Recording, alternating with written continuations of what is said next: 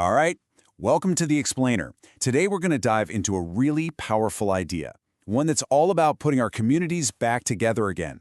It's a concept called the 29th, and what it suggests is pretty amazing, that maybe, just maybe, the solution to some of our biggest problems is right in front of us.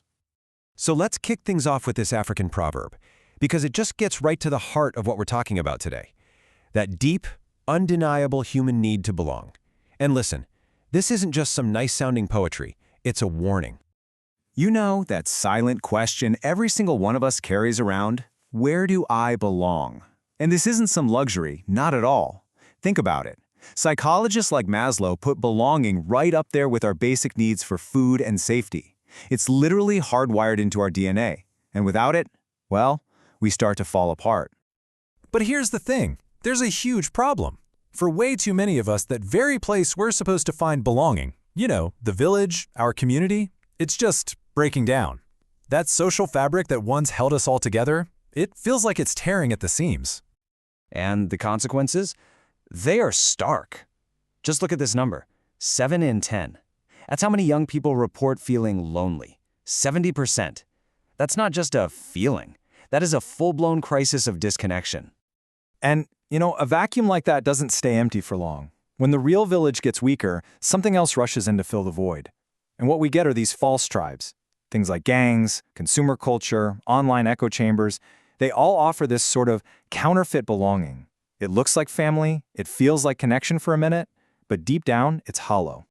And that leaves our kids, who the movement's founder here calls diamonds, so incredibly vulnerable. Think about it. If the real village isn't there to claim them, to polish those diamonds, then these false tribes absolutely will. And they'll shape them, but not for greatness. They'll shape them for profit, or for violence, or just to be consumers.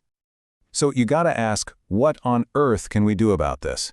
Well, the answer didn't come from some fancy policy paper or a think tank. Nope. It started as a simple idea, born out of a moment of real, shared pain and frustration. Let's wind the clock back to May 2014. Another young life had just been tragically lost to violence, and a community meeting was called. Can you picture it? A room just thick with grief, with blame, and, interestingly, a sea of logos from all these different organizations. Right there, that's the core of the problem. You had a room full of tears and passion, but also logos. Everyone was talking about unity, but it was always from the position of, come join us and our brand. They were competing, not collaborating. So instead of unity, you just got more fragmentation. But then, in the middle of all this, an activist named Banker Sanya stood up. And instead of pushing another brand, he just asked a question that totally shifted the energy in that room. It was so simple, but so profound. And that one question, it sparked the whole solution, the Global Day of Community Restoration, or as it's known, simply the 29th. And here's the twist. It's an idea built not on creating another organization, but on creating a rhythm. Okay, this is the most important part to get. The 29th is not another organization you have to join.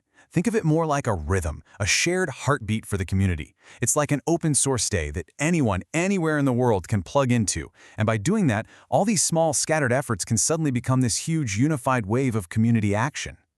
It's kind of like International Women's Day, or Valentine's Day, right? A shared moment on the calendar. But the genius here is that it's monthly, not just once a year. That repetition is what has the power to build real habits, to actually shift the culture. It turns community from just a slogan into a rhythm we actually live by. And to keep it from being this vague, abstract thing, the rhythm has monthly themes. So for example, February isn't just about romantic love, it's love beyond romance, all about connecting with your neighbors. August is Joy in the Streets. September is Mentorship Month. It gives everyone a concrete focus for their actions, which is just brilliant. And why the 29th? Well, that choice was super intentional. It echoes Article 29 of the Universal Declaration of Human Rights. And what that article says is that we all have duties to our community, because that's the only place we can fully develop as people. It's this powerful reminder that belonging isn't just something we get, it's something we have a duty to help create. Okay, so this all sounds great, but how does a vision like this actually become a reality? Well, the real power of this whole thing is how simple it is to get involved. It's all about small individual actions that, when done together, create this massive ripple effect. And the beauty is really in that simplicity. We're talking about small, human things that literally anyone can do. Stuff like sharing a meal with a neighbor, organizing a quick street cleanup, or just checking in on an elderly person on your block. It doesn't have to be huge. And this is the key takeaway, really. You don't need a bunch of funding. You don't need permission from anybody. You don't need a logo or a fancy brand. The whole idea is built on the fact that every single one of us has the power to do something. All it takes is the intention, the will to just show up for each other. Because at the end of the day, as the founder says, no government project, no big scheme, no celebrity endorsement can ever replace the real love and accountability of a village. Only the community will do it. Only the village can. The responsibility and, you know what? The power. It lies with us. All of us. Together. So, that leaves us with one last powerful question. And this isn't just rhetorical. It's a direct invitation. It's about turning this big global idea into something personal, something you can do. The future of our villages, it's still up for grabs.